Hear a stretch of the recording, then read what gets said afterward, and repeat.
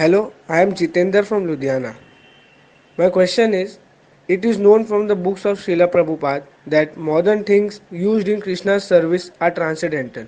Why do we leave them? Please answer this question. Should we not try to engage modern things in Krishna's service? Thank you. Modern things used in Krishna's service are transcendental. Why to leave them? Yeah. Anything used in Krishna's service is transcendentalized.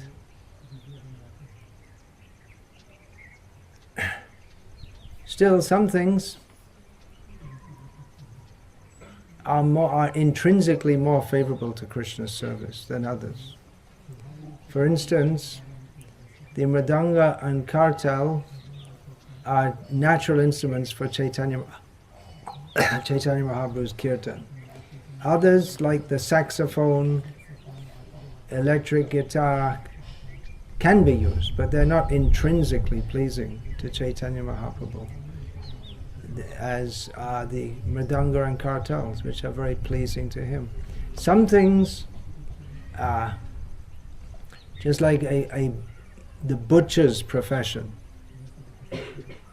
there are certain things which can't be used in Krishna's service. You may dovetail certain things, but being a slaughterer of animals, that can't be dovetailed. So some things are intrinsically better than others. So we may use some things in Krishna's service, just like this recording setup. You may use it in Krishna's service. But we are not going to promote the ugra karma that produces all these things. Because it happens to be there, we'll use it. The example is given of an axe. The axe blade needs a wooden handle. Of course, nowadays probably may be made out of some kind of plastic. But traditionally, the wooden handle will be used to cut down the wood, to cut the tree. So you use wood to cut wood. So in the same way, we have to spread the message of Krishna consciousness in the modern world. So we can use modern facilities. But we're not going to produce such facilities. And we can go all over the world via these kind of recordings, or even physically using modern facilities, and advise people to live a very simple life without all these things, which is more conducive for Krishna consciousness. Just like I'm speaking this, which is being recorded on a Lumix camera. What company is that? Is that a new company? I never heard that. When I was a kid, it was Leica was the big one. East German. There's no such thing as East Germany anymore.